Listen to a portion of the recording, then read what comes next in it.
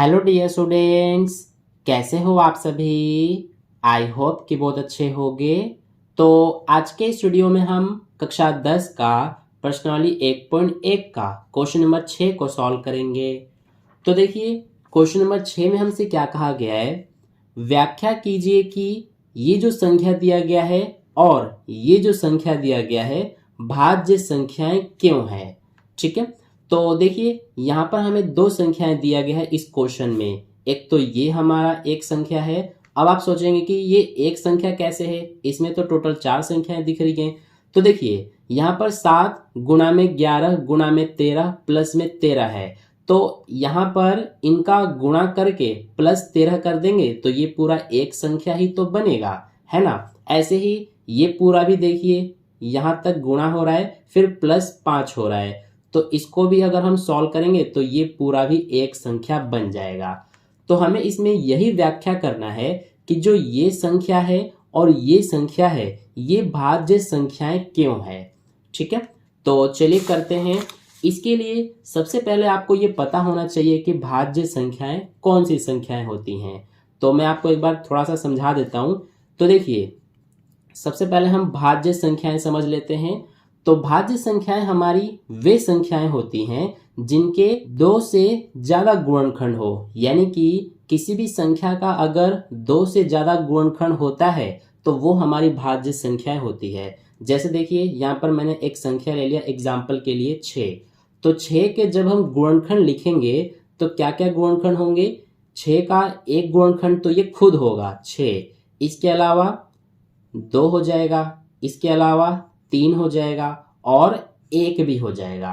तो यहाँ पर आप क्या देख रहे हैं कि 6 के 4 गुणनखंड हो गए, यानी कि 2 से ज्यादा हो गए। तो इसीलिए 6 हमारा क्या है, एक भाज्य संख्या है। इसके अलावा अभाज्य संख्या कौन सी होती हैं, तो जिन संख्याओं के सिर्फ 2 गुणनखंड होते हैं वही अभाज्य संख्या होती है। जैसे यहाँ पर एग्जाम्पल के लिए 5 ले लिया हमने।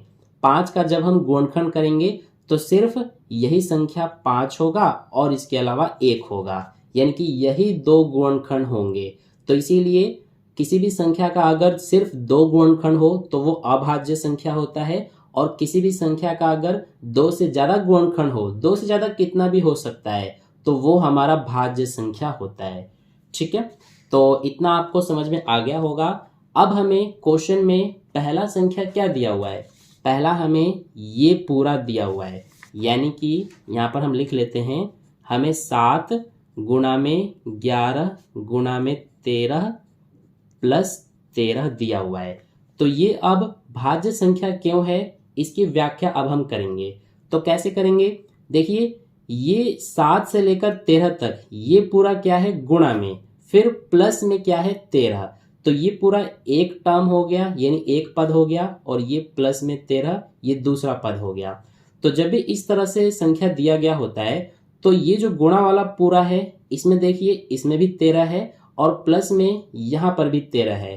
तो इन दोनों में से यानी इसमें से और इसमें से हम 13 को कॉमन लेंगे। तो यहाँ पर हमने 13 कॉमन ले लिया। अब इसमें से देखिए 13 बाहर आ गया तो ये 7 बच रहा है अभी, गुणा में 11 बच रहा है, गुणा में ये 13 तो बाहर आ गया, हमने कॉमन ले लिया। तो यहाँ पर कुछ भी नहीं बचा, यानी कि कुछ भी नहीं बचता है तो हम 1 लिखते हैं।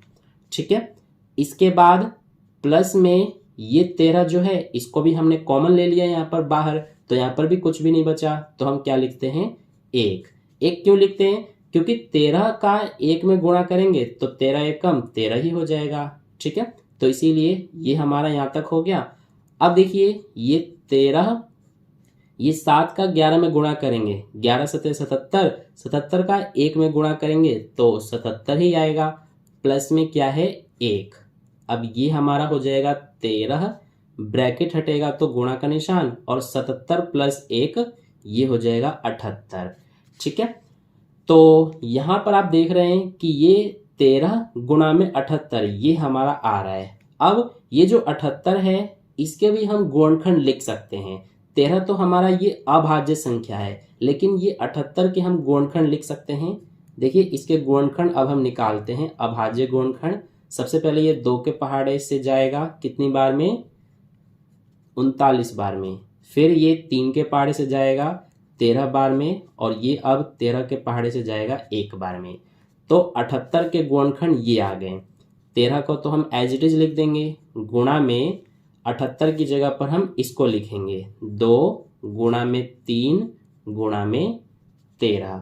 तो यहाँ से अब आप क्या देख रहे हैं कि जो हमें ये संख्या दिया गया था क्वेश्चन में, तो इस संख्या का ये देखिए इतने सारे गुणनखंड बन रहे हैं, है ना।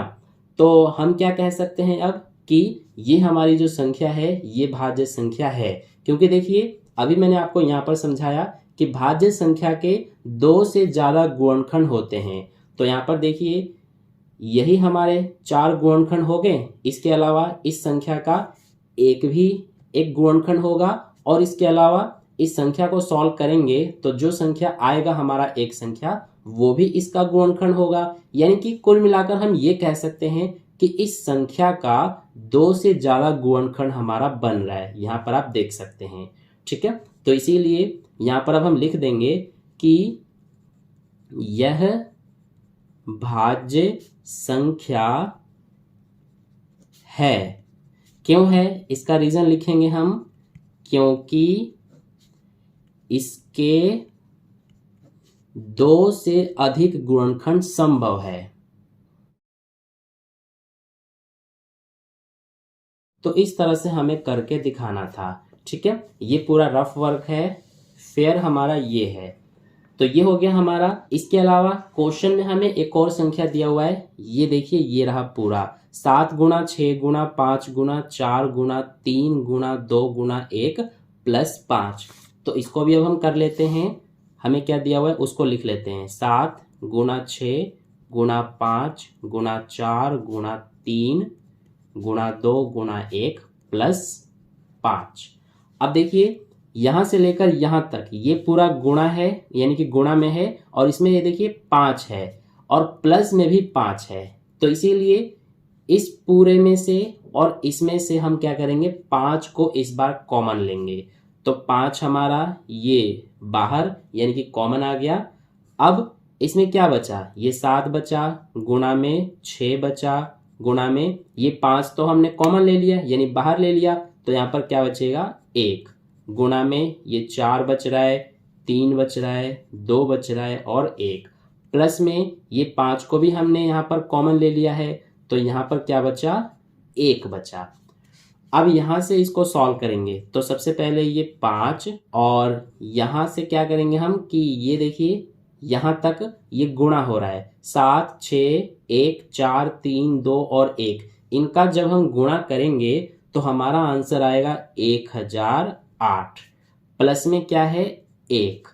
अब यहाँ से देखिए ये 5 1008 और 1 को जोड़ेंगे तो 1009 हो जाएगा, और ब्रैकेट हटेगा तो गुणा का निशान और ये 1009।